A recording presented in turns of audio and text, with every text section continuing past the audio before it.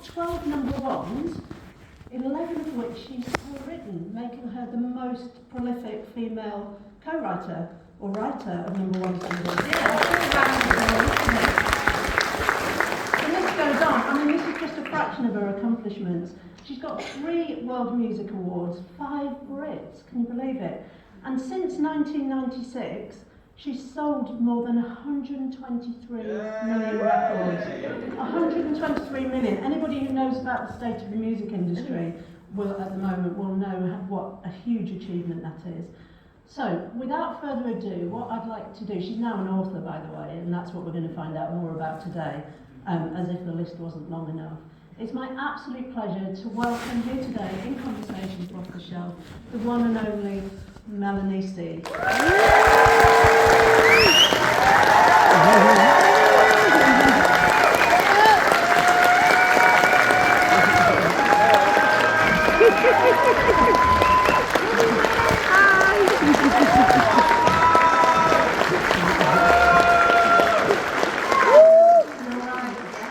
You're right, remember this one. Just about, it's quite an entrance, isn't it? It's like a catwalk. Yeah, well, hey, I'm dressed for it. So, we're so thrilled, aren't we, to have Melanie here today. And it's a book tour, hon. It's a book tour, hon. Sorry. Proper pro. Yeah. We're doing, That's we're the not. best of us. Yeah, that's one with the blooper reel, that's right. So, last day of the book tour. Yeah. Last day of the book festival. That's a nice little synergy there. Yeah. And the only northern date in your book tour. Yeah, well I did. Do you know what? I started, it wasn't a book tour, it was like, I mean, this is a whole new world to me. Yeah. I was in Edinburgh and Liverpool, but that was more around the launch of the book than literary festival. I've just learned how to say literary. Yeah, Just at the end of... Yeah, we'll stick to some of the less complicated words for me, I think, because I'll stumble. So I think Sheffield has got a bit of a special place in your heart, and we love a Sheffield mention, so... Yeah, well, do you know what? It's so funny, because this was on the agenda, and I was so excited, because I did lots of, like, these southern ones. I was doing, like, Henley and Cheltenham, and I was rocking up, and I'm not joking, I was looking around just going, what am I doing here? And everyone was lovely. Everything's been really, like, positive and received really, really well, but I was looking out at the demographic just thinking, who are these people? And then I was like, Sheffield is featured so much in the book and so much in the history of the Spice Girls and me as a solo artist that I was like, that's the one I want to do. Yeah, and I think you played your first solo gig. I did, at the Lead Mill. At the Lead Mill, yeah. Well, and you're amongst northern friends up here, so we won't stand on ceremony. But you said, I mean, it's a beautiful book. There will be, Mel's been signing copies, so there's loads of pre-signed copies outside when you leave, if you're intrigued, if you haven't already read it. But you've said that you shouldn't write a memoir until you've lived a full life. So why now? Like, do you feel like you've lived a full life? Yeah, I think I've lived more than one full life. Yeah, well, it's a big I think book. I've had a few lives. But you know, I think we all do, don't we? I think we're so busy, always striving to whatever's next, whether it's a career thing, a personal achievement, paying the bills at the end of the month. You know, there's always something we're trying to get towards, and we overlook the past sometimes and our achievements. And yeah, when I suppose I was on stage in 2019 with the Spice Girls, we did stadium shows, and it was such a moment for all of us. It had been a long time. We'd been on stage together in 2012 at the Olympics in London, and when we went out there, we didn't really know what to expect. The tickets went on sale, they sold out really quickly, so that was a good start. But then when we got out there, we just weren't prepared for the amount of love and joy and appreciation we were getting every night in these sold out venues. And it just, I think because you are old enough now to really, really appreciate it, that we started to reflect differently on everything we'd done as a band. And personally for me as well, you know, I started to feel differently about myself and my place in this world. And then of course the pandemic came quite quickly after that, and there was more time to be still and to think. And just those couple of things just made me feel like, you know what, maybe it is a good time. And was this a lockdown book? Did you write it during the lockdown? It was started then. Yeah, I was actually approached by my publisher, who was lovely, and I'd always been nervous of memoirs or autobiographies because, you know, I've had a lot of my life played out in the tabloid media, and that's, you know, if you read the book, you'll see that's been quite devastating at times, and it's been hard to live with. And so for me, I just had these like images of these headlines that an autobiography can bring, and it put me off. But then when I met Ollie at Welbeck, and he was like, look, it's your book, it can be whatever you want it to be. And I just thought, wow, you know, I've been written about so much that it would be really nice to tell my story in my words. So yeah, the book happened. And here it is, and it's so personal and it's so beautiful, and we'll talk about some of the content in a bit more detail, but I mean, your voice just shines through, and it's so loving. It's such a loving book about the people that you've come across and all the adventures that you had. And yeah, I felt good reading it, thinking, yeah, she's taking back control of this stuff. Now it's your story. Yeah. Should we start right at the beginning where the book starts? And I must say, the pictures are solid gold. So the personal pictures that you put in are lovely. And it starts when you were little, and you paint a really loving picture of how life was. And there's this beautiful picture of you at the Jubilee, the Silver Jubilee, in your little outfit. Yeah. And so life was pretty good, I think, when you were tiny. Yeah, I mean, you know, we all look back romantically and fondly, don't we? And it just going back to the pictures, it was so important to me because I think most people are the same, aren't they? When you get someone's book, straight to the pictures. And it was really important for me in this book to be like really descriptive. I wanted it to be very visual. So when you go back to the 70s, you know, I talk about the sweets we were eating, or, you know, the television shows you were watching, and I just kind of really wanted to paint that picture. And yeah, back to, you know, the very beginning of my life, obviously I have, you know, very little memory of it. Sometimes I think that the photographs spark the memories, don't they? And I was born in Merseyside, in Wiston Hospital, and lived in Rainhill with my mum and dad, yeah, for the first few years of my life. Yeah, and so it was all settled, and actually talking about the 70s, when you said in there everybody was smoking all the time, inside and out, and I'm a little bit older than you, but I remember that from the 70s, and sitting in the car with the bag of crisps in your Buckler Park while your mum and dad were in the pub. It was absolutely a memory I share. But things changed for you, didn't they? So I think your mum and dad separated. I don't know how amicable that was, but life changed for you quite dramatically, didn't it? Yeah, it really did. And, you know, obviously being so young, I think all children, you know, your life is your life. So you just get on with it. But then looking back on reflection, you know, I had my very stable home life with mum and dad. And then, you know, their relationship didn't work out. And I think I lived at my grandparents with my mum for a little bit. And then, you know, my mum was housed in council accommodation. And then she'd met somebody else, and so there was this new man, this new father figure. Of course, you know, being a kid, you don't want anybody to replace your parent. So it was a time, it was very turbulent, it was lots of change for me. And it must have had an impact on you, or maybe you didn't realise until later, but what did that do for you?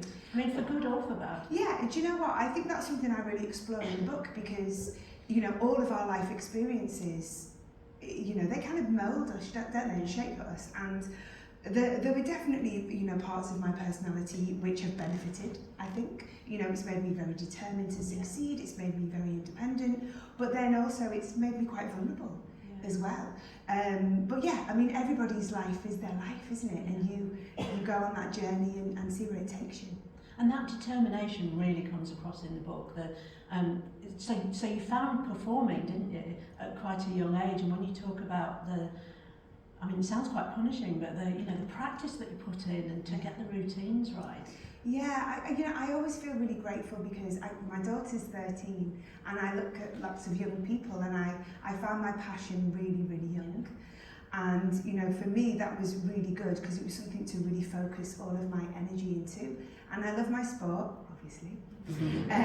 But I think I was just very active. You know, I was very energetic. If I wasn't playing sports at school, I was in the drama production or the choir, or I was at dance classes. And it was really being up on stage. That's when I felt free.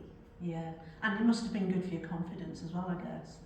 Yeah, you know, it's funny. I think like lots of performers, I'm not an extrovert in any way, in everyday situations.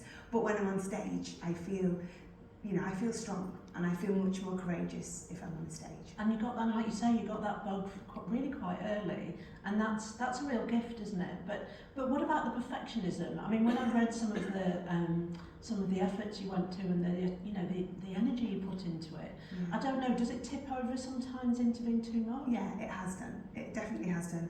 I feel very grateful. I studied classical ballet from the age of about 8 until I was 19, and of course that's a real discipline.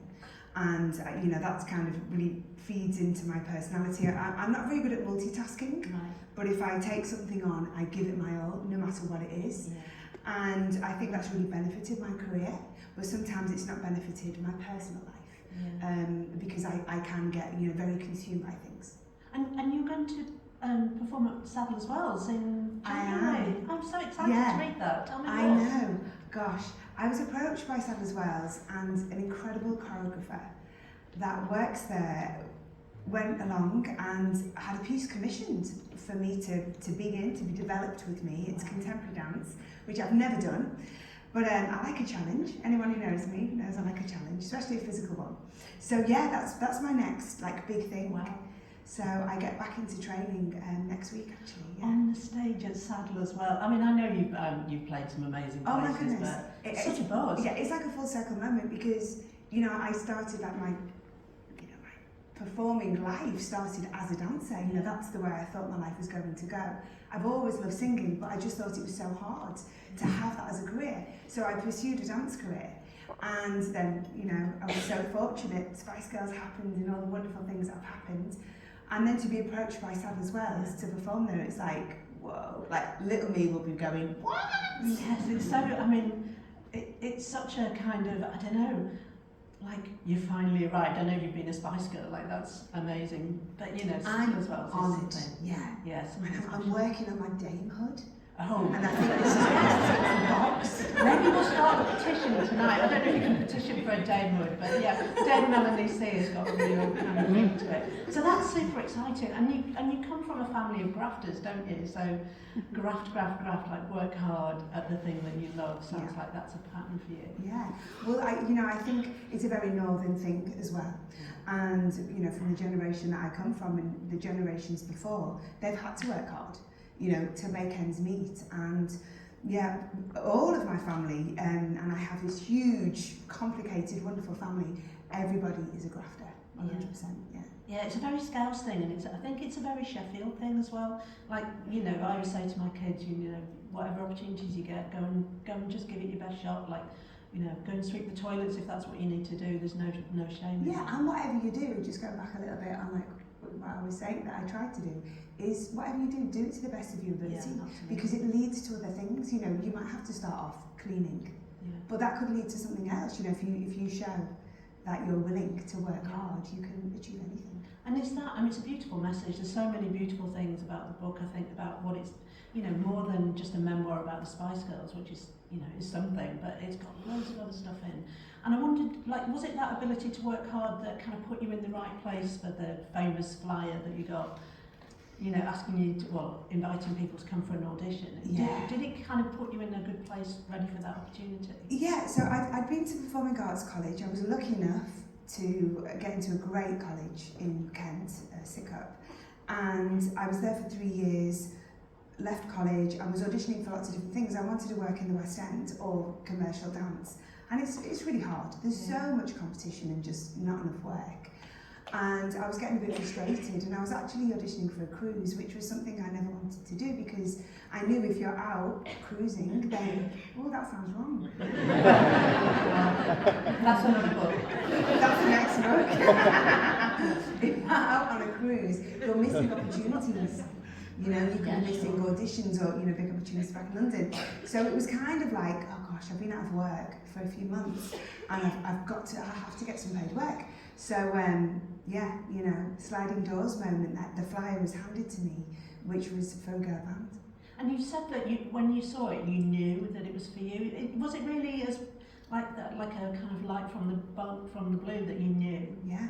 I mean, obviously I didn't, but I just turned to my friend, and I can see the moment so vividly now. And I just said, that's it. That's what I'm going to do. girl band. Yeah, and there was all these twists and turns, and I wasn't able to go for the second audition, and I was ill, and then I ended up getting into it somehow, and it became the Spice Girls. But they called you back, didn't they? Because so you said you missed the first one because you were poorly, and then so they must have seen something in little baby Melanie. Yeah. I mean, I think it's funny because all of the success that the Spice Girls had, even all of the music that people would know that has been released, was written after we left the management that put us together. But to the credit of Chris, who put us together, he saw something, in the dynamic of the five of us. Yeah, and he wasn't wrong though, was he? I mean, He wasn't. blimey, because I would have been maybe in my early to mid 20s when the Spice Girls arrived into the universe, and so I was kind of on the surface of it quite cool, and wasn't really into pop. And I was blown away. I mean, and most of the girls around me were blown away because you were just so there, weren't you? I mean, from the minute you landed. What were those early days like when you were? Did you live in a shared house, or was that a fantasy? No, we did. Yeah. With our original management, we were in a house together in Maidenhead, which is Maidenhead. It's quite near Slough. And I say Slough because I think if you've watched The Office, that's in Slough. So it's outside of London, and it's not a fancy place by any stretch of the imagination. And we were in this house together, and it was amazing for us because it's when we really bonded and got to know each other, and it's when we kind of started coming up with this master plan to leave this management that had actually put us together in the first place. That's proper girl power though, isn't it? Yeah, and I think the thing is as well, because there is something so magical about the five of us. Yeah. When we're together, I mean, even now, all these years later, there's just the energy. It's so sparky, and it was like that from day one. As soon as, because Emma was the last person to be, in the band that completes the five of us, and from that moment, it just went. We just knew we had to. I feel quite, Yeah, and it was proper powerful. It was, I mean, people talk about, the whole thing was girl power, but there was something, I remember seeing Wannabe, maybe you did it on breakfast telly or something, and I was living in London and getting ready to go to work, and I remember stopping and kind of going, whoa, and like I say, I was all into house music and cool, and actually it stopped me in my tracks, because I was like, who are these? Plus what the fuck's that? Yeah. I was on my Sunday best behaviour. Now you can lower the tone, thank you so much. My true cosmo show. Yeah, it really was a hot moment. I mean, it was the clothes, it was the energy, it was the, even before the nicknames, because I think they came a bit later, didn't they, the nicknames. Did you come up with those? No, actually, it was, so Top of the Pops had a magazine, and their editor, Peter Lorraine, who was now a very successful music manager actually, we were having lunch with him, and he said, you should have some nicknames. And I whatever. And then in the magazine, they went back to the office and started giving us these silly nicknames, and they just stuck. And actually, in the US, the book's called The Sporty One. Yes. Do you mind? No. The Americans need a bit of help. Yeah. The Sporty One. And you were always like in trackies and doing backflips and all that. It's more in America, they know us more by our nicknames than our actual names. So it made sense. But you were huge there as well, right? Yeah, really big. I mean, it was international, it's everywhere. Yeah, well, I said to my husband on the way in, he gave me a lift because it was pouring down with rain. I think you were being interviewed in the car for Radio Sheffield, and the heavens opened, and I said, do you think Melanie's the most famous person I've ever interviewed? Because I've done a few. And he went, 1,000,000%. So you are, it's official. Maybe you're the most famous person on this stage. But yeah, it was, I mean, for anybody who was too young, unfortunately, to be around then, it was a phenomenon, wasn't it? The Spice Girls were a thing. It was nuts, and it was something, again, which I mentioned in the book, is even now, there's not a day that goes by when a Spice Girl or the Spice Girls isn't mentioned either in a newspaper, on a TV show, or even, if someone says girl power, or there's some reference to Spice. I feel like there's some reference to the Spice Girls. It's a cultural thing. Yeah, oh, absolutely. Yeah. I mean, I said the word icon as I was introducing you, and I wasn't shitting, but I mean, like, genuinely, you and the girls are completely iconic. And I must tell you this anecdote, and we can maybe see what you think about girl power. So I've been married a couple of times, and the first time, I call him my current husband, this one. But the first husband, we got married in '97, so Wannabe had just come out, and he was an Irish Catholic, so he had a massive family with lots of tiny little nieces, all really cute Scottish nieces. And we had the reception like you do, we were having the knees up, and somebody put Wannabe on, and all the men left the dance floor, apart from the gay men, like my gay friends, and all the little girls, and all my girlfriends, and we danced to that like you wouldn't believe. I think we played it about 3 or 4 times, and girl power was just so uplifting, wasn't it? It was. Did you coin the phrase, like the group? Do you know, there was actually a fanzine called Girl Power. Was there? Yeah, and I think at the time, I mean, the 90s, what a decade. Yeah. It was such a time of positivity, wasn't it, and optimism. Labour, got to government, the music scene was amazing, Britpop was, doing huge things. And when we wanted to be a girl band, we wanted to make music, and we wanted to be famous, we wanted to travel the world, but we didn't really have a message. We felt like we knew we had our experience. All of us girls are from very different parts of the UK, we have similar backgrounds, but from different places. But we had these shared experiences as a young female growing up in 90s Britain, and that's what we wanted to sing about. But we experienced sexism really quickly in the music industry. And so that made us quite defiant, because we were told that girl bands wouldn't sell records or magazines. And so we knew we had a point to prove. And that's really when we started talking about girl power. And I think it was, Jerry probably shouted it out first in an interview somewhere, and it just stuck. And it was a feeling. But you talk about your gay friends as well. We have a huge following in the LGBTQ plus community. And yes, I must interrupt you. And you got an award. I did. I'm an honorary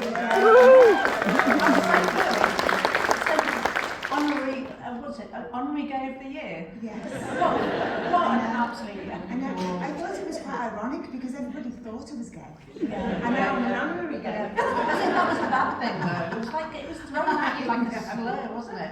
I mean, seriously, like we would have loved to have had you on our side, do you know what I mean? I was saying that as a bisexual woman, it was like, we'll have her definite any day of the week. Just outed myself. Yeah. It's only taken 60 years. I'm sorry, I'm so carried away. But I think, the thing is with the Spice Girls, we really celebrated our individuality, but we were unified, and that's what made us powerful. And I think that's what really appealed. Obviously, we started shouting about it for the girls, but then we realised there was a whole community of people. It was also were identifying with it, so it just became about inclusivity. Yeah, and it was such a powerful message. I mean, and we'll maybe talk about the dark side of the 90s, but that girl power message, that, 2 fingers up, I love what you're saying about the band just decided this is our manifesto and we will show them that you can sell records and how many you sold. It was really liberating and powerful for all of the dark side. And I think for me, the Spice Girls really captured that. I mean, you were such a gang, weren't you? Yeah. I don't know if you were a gang behind the scenes, but you certainly looked like we it. totally were, and we had each other's backs, and I talk about obviously all the big iconic moments. One of them being when we met. I never know whether to call him Prince or King. I just call him Charles. Charles. I think you can. But that very famous meeting where his bottom was patted and there was lipstick left on his face and we completely broke protocol. I'm actually quite shy, and I would never do that myself. But I'm so pleased I was in a band with girls that was so courageous that I was a part of that. And I think as well because, predominantly the Spice Girls are working class. Victoria's a bit posher. Well, was she really that posh? I don't know. She's not posher than the rest of us. She's quite posh now, isn't she? Yeah. She's a designer. Well, Jerry's posh now. Oh, yeah. Yes, she's got a nice fit husband as well. But that's a different thing. You know, what we were doing, the things we were doing were so incredible, and you know, we were fulfilling our wildest dreams. But I think because of where we were from, we wanted to do it for everyone else. Yeah. You know, we were like, look what we're doing, and I think that's what made us so mischievous, because we were put in these like extraordinary situations, but we just wanted to go. Yeah. I saw you once. I got freebies to London Fashion Week. It would have been. Well, you only had them a very brief time, didn't you, as the 5 of you? So it must have been while there were still 5 of you, or maybe when you just 5 became 4, maybe. But and I remember seeing you, and I got so giddy. I might have been a bit refreshed before we went to see it, and like with maybe a glass of fizz or something. And the guy behind us knocked. We chatted all the way through like this. Oh my God, there we are. And I got tapped on the shoulder and told to be quiet. Well, was that at London Fashion Week? Was it Julie McDonald's show when Melanie walked? Yes, it must have been. Look at that memory. Wow, we've still got it. The hormones are on fire. Yeah. Brilliant. So then, I mean, all of it, it just thrills me to hear you talking about it. But there was a dark side. I mean, the 90s was the time of the lads mags, really vicious tabloid press, and I know you had more than your fair share of that, didn't you? Yeah, it's really shocking, and I went back for a number of reasons actually. One for the book, and another because I'm currently in the middle of a phone hacking claim against certain tabloid newspapers, all of them. And for that court case, I've had to go back and read all of these articles from the 90s and noughties, and the language that is used, and the what's the word? Oh, it's a really wanky word. The narrative that is used around. Sorry, I think that's a wanky word. What's narrative? But it's in the Cirruri Festival. Don't know how many hours are in that. But, you know. So the narrative that was built around myself and other celebrities, predominantly women in the public eye at that time, is disgraceful.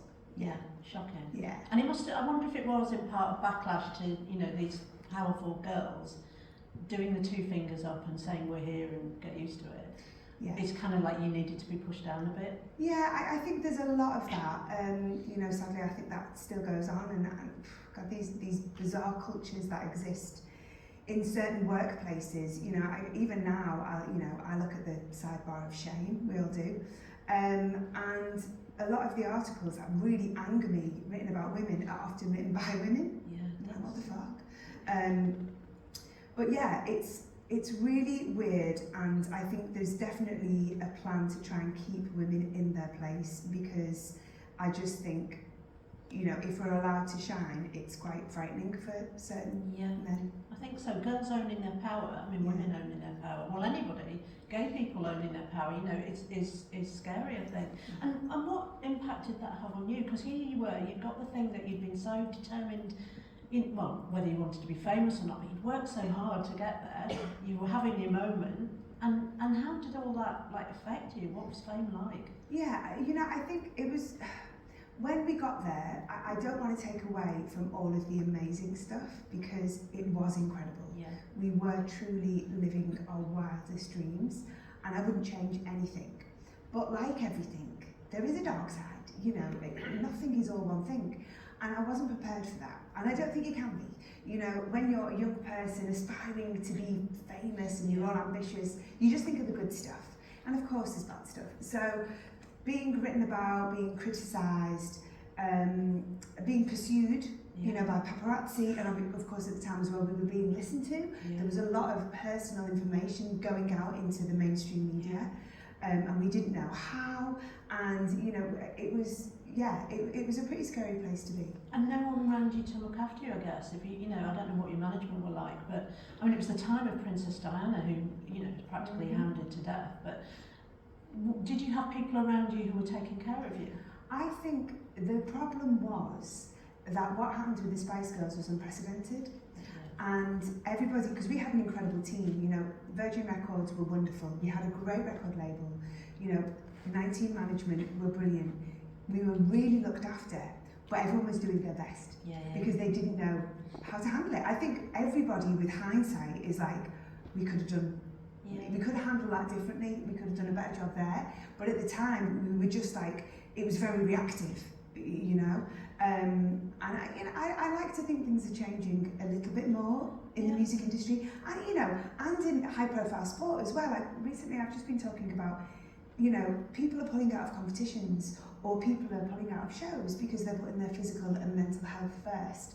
But that wasn't an option in the 90s. You just had to get on with it. Yeah, well, and I hope, you know, I hope that your experience does help people now, that, you know, that there's some learning, especially on the business side of music, that people aren't there just to be kind of rinsed of all their value and then discarded. But this is what is so bizarre to me. It's like, if you nurture an artist and you take care of them, then there's longevity. Yeah. You know, because it's all about money. You're a product at the end of the day. As soon as you start making lots of money for other people, you know, they just put you out there, but they're kind of, you know, it's the golden goose, isn't it? Yeah, absolutely. So, well, it's an important message. My son's a musician, so not that I don't think it'll ever be Spice Girl level, but you know, I don't think he wants to be. But it's that kind of, I think definitely something about us all taking care of our mental health, and it is in the narrative now, if you want to use that word, that we talk about it, which is why your book's so important, I think, because it's a bit like, well, if Melanie C went through that, you know, and you're so open and so honest, so vulnerable in the book, actually, you know, it enables other people, I think, to talk about their stuff. So in the book, there's a really, I mean, it's very hard to read. There's an incident where somebody makes a comment to you, and it seemed to me that seems to be a bit of a pivotal moment in how you were thinking about yourself. Yeah. And I don't know if you want to say anything about that. Yeah, I mean, I think it's one of those moments where people don't realise the power of their words, you know, that we had a financial backer in the original management team, and he made a comment about my thighs. I did a backflip one day in a garden, and he just said something along the lines of, "Oh, I'm surprised you can do a backflip with thighs like that." What and fucker. Yeah. What's wrong with them thighs? But yeah, I think he just caught me at a very vulnerable moment, and I started to question, because, you know, I was getting closer and closer to my dream, and I was thinking, oh my God, don't I look the way I need to look to achieve this thing? And yeah, so that was one of the things. It was like a little catalyst, and certain other things started chipping away. And then that's when I started, you know, being more concerned about what I was eating and my exercise, and all of these things spiraled with other, you know, there was other outside influences as well. Yeah, and I think they call it orthorexia now, don't they? But that real attention to cutting some foods out, and, you know, so that you're being healthy, but really you're not being healthy, is the term I've used. And you talk a lot through the book about control, and I wonder if it was that, were you trying to control this really kind of crazy environment around you? Yeah, absolutely. I think there was a few things that happened, you know, that being one of them. I had to control the way that I looked. That's something I could do. And then, of course, when we became successful, so much of your life you don't control. Yeah. You know, you're in this bubble, and you know, you're travelling around, your life isn't your own, your time isn't your own, and the things you can control. Well, for me, I could go to the gym, and when I was in the gym, nobody bothered me. Yeah. So that was like my little space. And then also I could control what I ate. Yeah.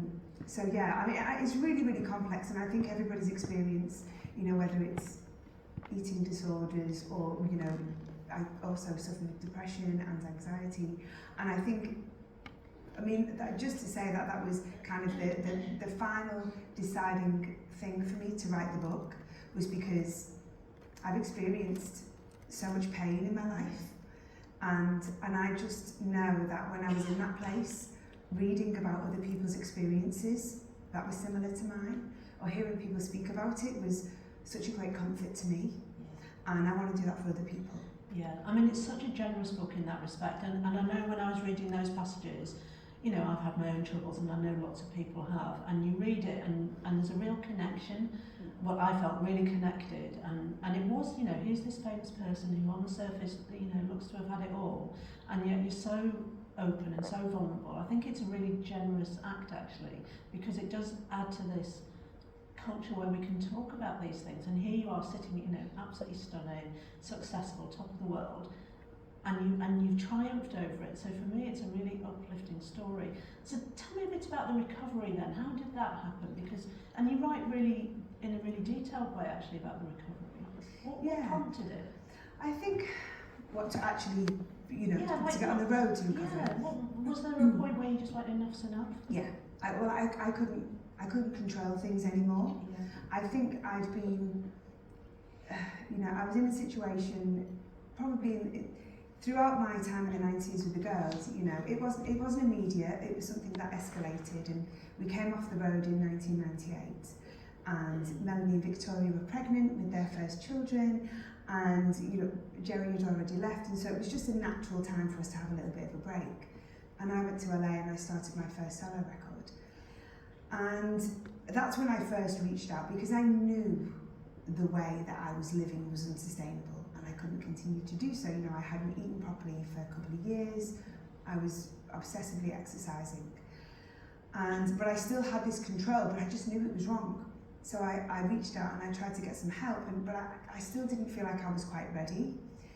And things kind of went in another direction, and because I'd been under eating and over exercising, and then it got to a point where I started binge eating. And I think because my body was so starved of nutrition, it kind of took over. I think my body, I'm so grateful to my body because, excuse me, I think it just went, enough is enough. Yeah. We need food, we can't carry on like this. But because I was so out of control, that really frightened me. And I didn't know at the time, but I was also suffering with depression. So I went along to my GP, and that was the first step. Yeah, and so courageous. I love that deep knowing. It's like there's some survival instinct in us, isn't there? Even though we're on a kind of self-destruct mission, that kind of deep thing. I think if you can just listen to that, if you can quiet life down enough that you can hear what's going on, it can be the making of us. Because really. I think you always know. We don't want to admit sometimes, because sometimes the instinct is telling us things we don't want to hear, but you do know. And how do you look after yourself now? Because I know, like me, you've got a daughter, and I think when you're in that kind of recovery from depression and all sorts of other things that have gone on for you, it's really important, isn't it, when you're bringing up a younger, you've got a daughter, it's like, so I don't know, like, has that helped your recovery and your self-care? From the minute I got pregnant, actually, Yeah. because I just felt, so responsible for somebody else, and it was a huge relief to me as well, because all of my life it had been about me.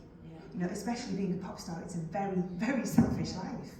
And to have somebody else to think about and to take care of, because of course, as soon as if you're lucky enough to get pregnant, then this person's growing inside of you. So I started looking after myself properly for her. So she completely liberated me. Yeah, do you know, it's a really similar story to when I had my first, and that, the timings were similar.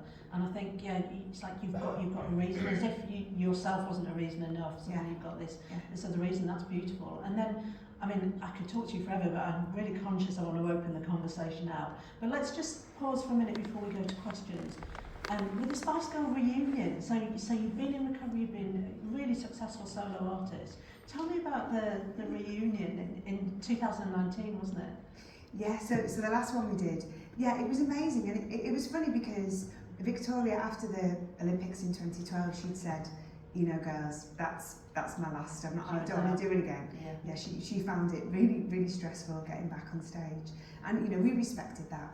And so for many years I was like, no, it's 5 or nothing, 5 or nothing, 5 or nothing, and then I just felt like there was this. People approach us all the time, every day. We hear such beautiful stories about how the Spice Girls influenced them or, inspired them. And it just seemed to be snowballing. And an offer came in for one night. Yeah. It was like silly money for one night. I was going, I'm not rehearsing for ages for one night. So one show went to 8 shows, which became 13 shows, hopefully many more. And it just felt right at the time, and you know what, it was so right. And I think with the Spice Girls, because we get asked all the time, when are you going to get back on stage? And when it happens, the stars are in alignment and it's magical. And so as much as we try and get our shit together, we just got to wait for everything to be right. I like that, I really like that. And it's like the gangs are unbreakable. I think I've read somewhere that you said, I didn't become Sporty Spice, I am Sporty Spice. It's like, and I guess, I don't know, once a Spice Girl, always a Spice Girl? 100%. Oh, the thing that annoys me more than anything is when people announce me as former Spice Girl. Oh, no. I'm a current Spice Girl. Forever. I love that, always and forever. And what's the WhatsApp group like? It's a bit dry, to be honest. Oh. Yeah. No, like if someone's kicking off, if Mel B's kicking off, which happens a lot, then it'll be rife. But yeah, it's been a bit dry recently. Oh, maybe you want to jig it up a little bit. Maybe drop it out. Should open the can of worms. Yeah. Have all the glasses of something fizzy and then just get going. Well, so we're gonna rest I'm gonna rest my vocal cords for a bit. So if we could have the house lights down a little bit. I think I said house then, I sounded a bit like one of the royals. And I think we've got colleagues with mics. Yes, we've got one colleague there and one at the back. So, do your worst. So I've got the lady up there with the red, and then I'll come down to the front here. And I always at this point go, let's have 2 women first. So, get yourself ready. Born ready. Is it a fit? That in there, do you know what? I'm really puzzled by this. It's a lovely marigold with a little sparkly thing in the middle, a little crystal, but these like jelly ball things. What's that about? It's a decoration. Don't drop them. We'll be all over the place. I feel like it could be like a little stress reliever. It's a bit slimy. It looks like water, doesn't it? So I think I'm told that in the production this fills up with water. There's a Oh, is it to do with the production? yes, I think so. Isn't it about climate change? I don't Yes. think those balls are very climate I friendly. think that's just because it's for us girls. Oh, is it? I think That's, that's a bit that's how they've dressed it up. Let's make the place nice.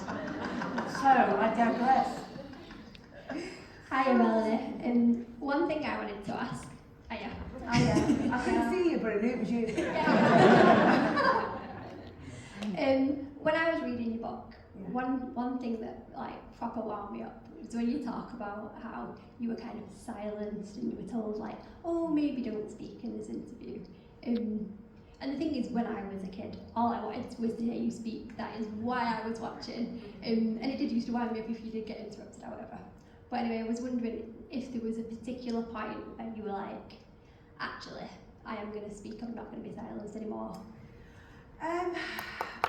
Great question. Lovely. I tell you what, I'm making up for it, aren't I?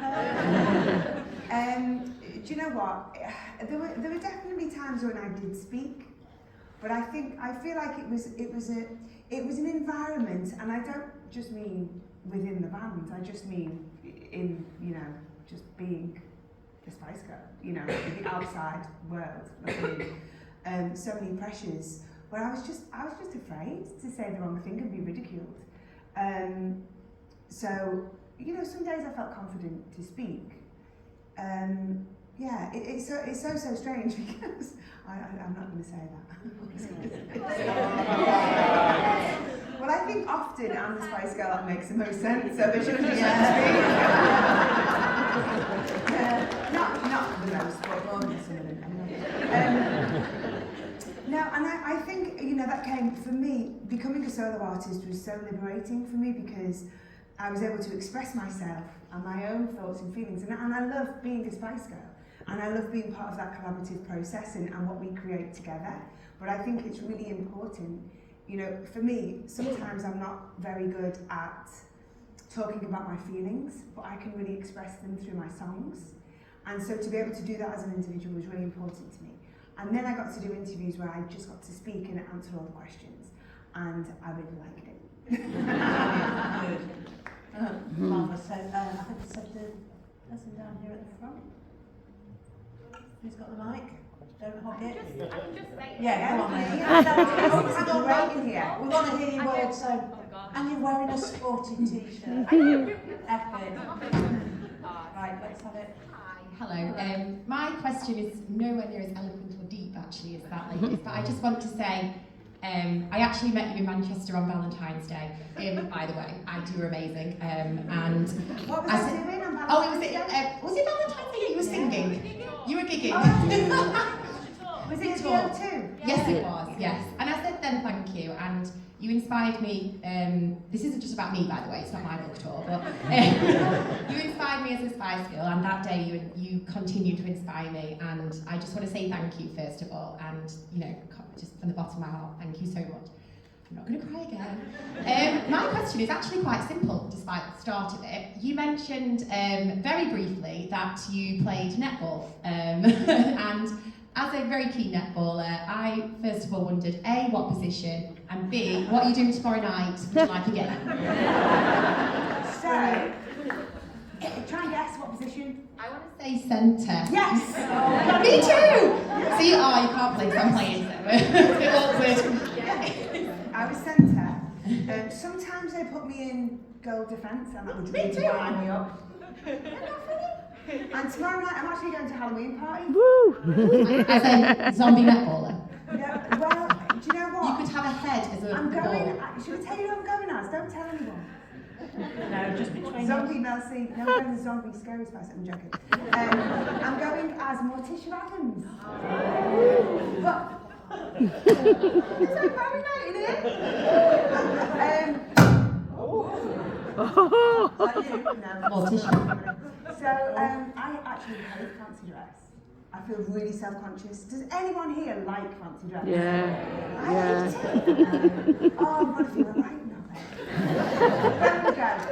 I'm single, I've got to go out. Fabulous. Well, what an eclectic range of costumes. Right, so I'm just going to say the ones I can see. So the person with the long blonde hair, and then we'll go up to the person in the white jumper.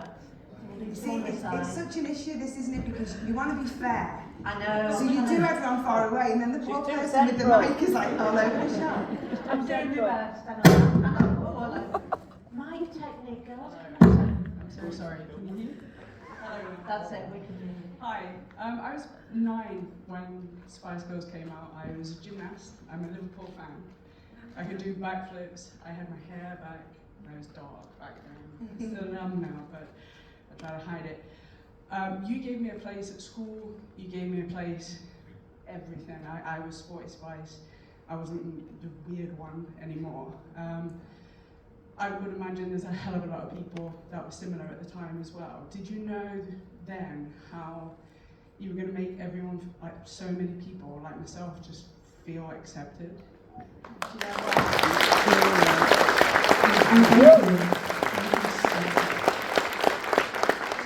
At the time, I really didn't. And I am so grateful now. There's like so many things about the Spice Girls that were unintentional. You know, they were just like these happy accidents. And, you know, for me, that obviously is the biggest one, because I do meet a lot of people that share that experience. And, you know, when I was in the band, sometimes I felt like, you know, well, the media was telling me that I was the plain one, the boring one.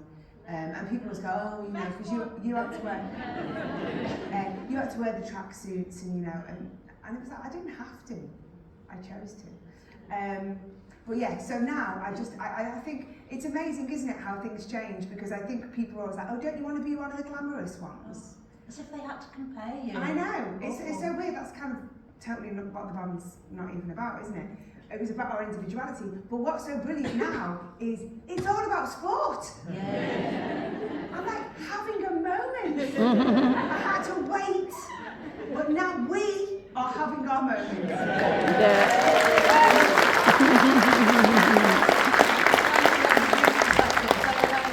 Just in that same quadrant, but towards the back with white jumper on. Very sporty.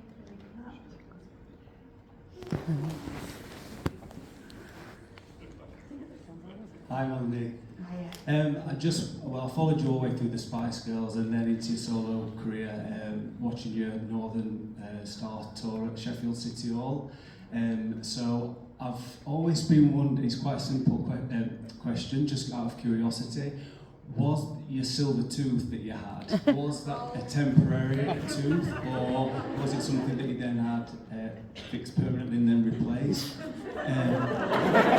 Because I didn't actually, because I was young, obviously when you had that, I painted my own tooth. So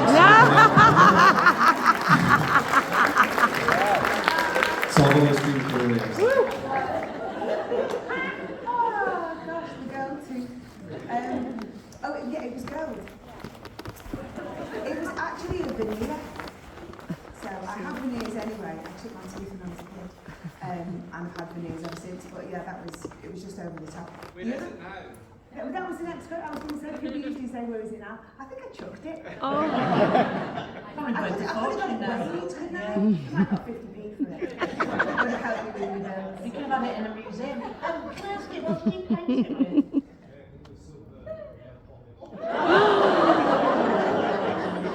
Ouch.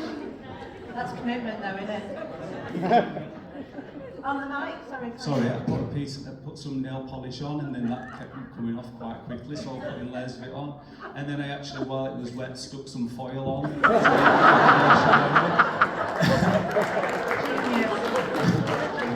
I'm sorry. Nothing more definite than a Melanie C-pan, clearly. Right, well, let's have some more. Shall we go to this person down in front? Down here. Down in front, please. And I'm going to try and, if there's anybody over there, I'm going to try and be a bit fair.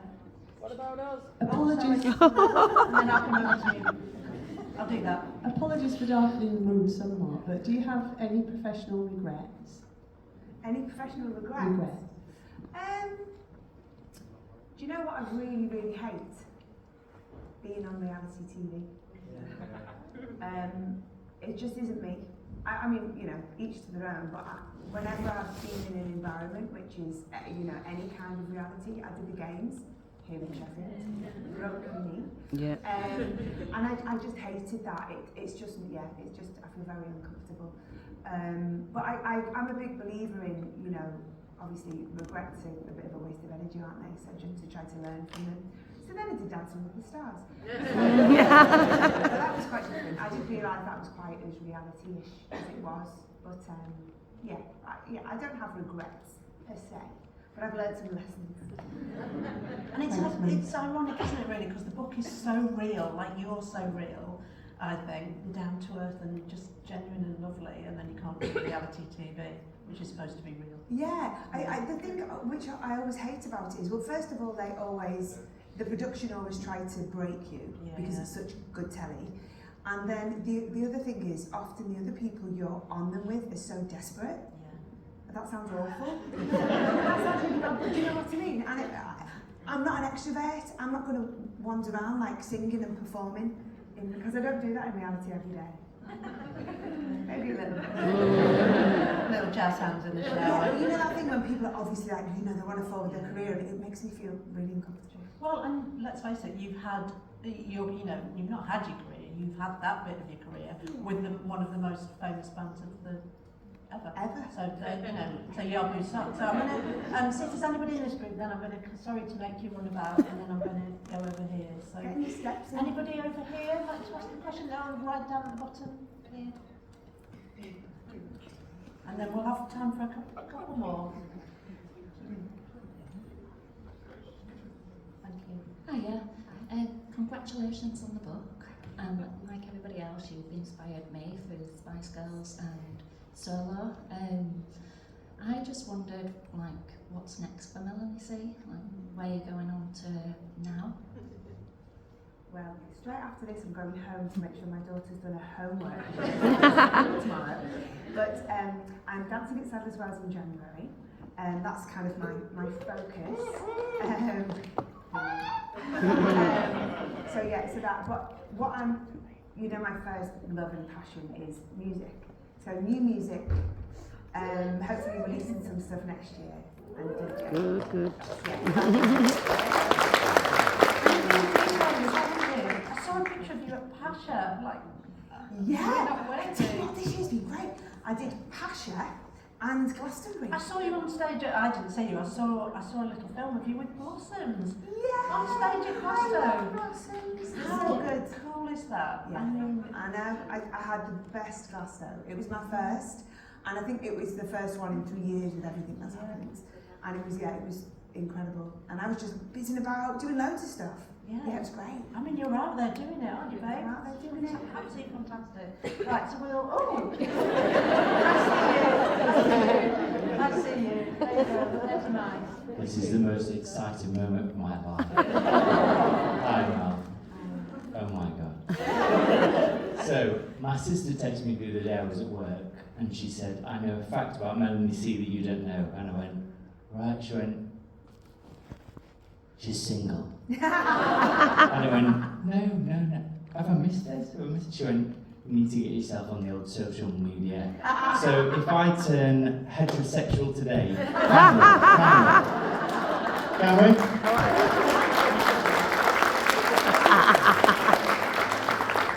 Let me tell you something. This is a bit mean, but it really made me laugh. So, yes, I'm single. It's in the book. So my ex-boyfriend is my manager. It's very amicable. We're still good friends. But people have started emailing the management email to ask me on it. My ex-boyfriend has to keep going. Here's another one. Can I have something to say about you wanting to know? But I did have a point, Mel. It's lovely to see you, and I really appreciate everything you do. But we were listening to your songs last night, and like you say about how much passion you put into your work, I really felt it last night, and you know, you're fantastic. So. Oh, thank you so much.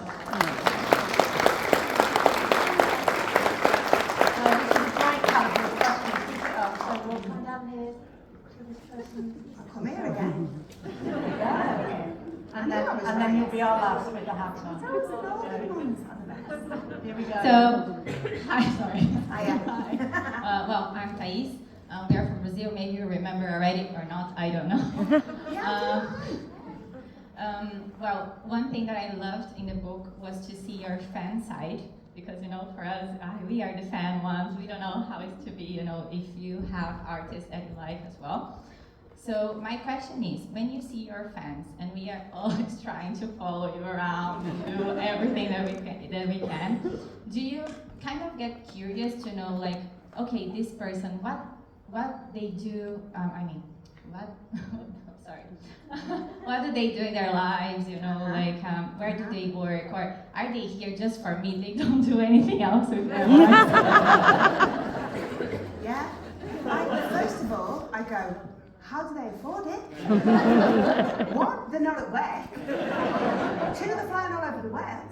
And I'm like, yeah, but I have been so lucky, myself and the Spice Girls, right? We are so appreciative of our fans. And what we love is, because obviously it's a long time now, and I know there are people in this room that I've watched them grow up, you know, and I've seen people have children, get married, you know, get into the careers that they always dreamed of, and I feel like it's like this massive family around the world. And I was in Oslo last weekend, and I've not been to Oslo for years. And as soon as I got to the hotel, I recognised these faces. And it's literally like this international family. It's so, so lovely. But I do get curious to how they afford it. And what do you do? How do you get so much time off work? Good one. And my colleagues, they're always like, oh my God, Mel C again. Her again. Yeah. For Mel C. Amazing. Thank you. Oh, fabulous. And of course the book is dedicated to the fans. It's all for you, isn't it? I didn't forget. So, person with the hat there. Who's got a Spice Girls tee on? Has it got how many of all five? Iconic. Hello, how are you? Hi, I'm good. How are you? I'm good. I just want to say thank you so much for writing the book. I know how difficult it must have been for you, and you have inspired so many people, and I just want to say thank you for sharing your story with us, because I know how hard it was for you. Thank you. So my question is, it's a good question, I promise, it's a good question. So you said for the last 26 years that the Spice Girls have featured in the media and in the press probably every single day, which is true, because you're the best. What is the most ridiculous story, or the most ridiculous headline you've ever read about yourself? Gosh. Told you it was a good one. Have you got a good one? No, really. I don't. I mean, apart from the sort of gay scandal, which was obviously ridiculous, I can't think of anything no. I just find it so puzzling, isn't it, that, I mean, it's different now, thank goodness, But like in the 90s, they were obsessed, weren't they? Yeah. With who was straight and who was gay. It's like, what's it got to do with anything? I think there was probably quite a lot of good sort of puns when Stop didn't get to number one. That was probably quite comical, but nothing really ridiculous. Yeah, I can't think of it. I mean, there's nothing that stands out immediately. What was the worst thing you read about yourself? God. Did you read it? Did you read it? Gosh, I mean, I don't tend to read it so much now, but I think at the time, because obviously now we have social media as well, don't we? So it's really different. But back in the day, it was, you know, the big tabloids, the red tops, and you'd just be scouring it to see what they were saying, and it was usually quite neat, especially because, you know, there was one newspaper that supported the Spice Girls, and then another that didn't, because they're like rivals as newspapers. I'm very conscious to not say the name of one of the newspapers. But Matthew Wright at the Mirror was really, really mean. And it was great because when I met him, he was shaking like a What did he say to him? Or did he just go low? I was fine. He apologised to me and, you know, it's just banter and whatever. But he said some really disgusting things. But bounce is just like the lamest excuse, isn't it? Bounce. Really lame, so lame. Thank you all for those fabulous questions. I'm sorry I couldn't get to everybody. But if we could bring the house lights down, we'll just bring this one baby into line, shall we? That was fab. Really good, high quality questions there. Thank you, everybody. So the lady at the front stole my last question, which was going to be what's next. But yeah, what is next? More DJing, Sam as well? Yeah. Glastonbury next year. Yeah, well that's, definitely. In that slot, either you on your own or you the girls. So I'm hoping to be at Glasgow. Spice Girls won't be doing Glasgow next year, sadly. We couldn't get in time. Sorry? Victoria's a sellout. I think Victoria would quite like to do Glasgow, but the timing just doesn't work. It's always over the years. Yeah, there's a lot going on. You know, this year is the 25th anniversary of Spice World, the movie and the album, which of course Universal Music won't push that. So we'll be supporting that. But there's other things. Myself and the girls, we've got a meeting this week actually. We're always talking, trying to get, just trying to do the right thing, because there's so many things we could do. We want to do the right thing. But yeah, next year for me, music. The book, I mean, I'm really pleased I've done the book, but it took so much more time and energy than I ever imagined, and it's kept me away from my music. I've done shows this year, but I need to get back in the studio. Yeah. Well, we can't wait. And I just want to, thank you, as we finish, I mean, if you haven't got it already, why not? Go and get it on the way out. And I did the audio book. I've got that. And it took me ages. Yeah, great. But I just want to say, like, in all seriousness, it's such a gift of a book. I mean, it's so generous, so as I said right at the beginning, you're so loving and such a gorgeous spirit. So I just want to say thank you. You've been an absolute gift for us. I'm so glad you chose to end your book tour with us. Well, thank you so much, because I know originally we weren't going to be speaking today. You've stepped in at the last minute, and wasn't she incredible? Yeah.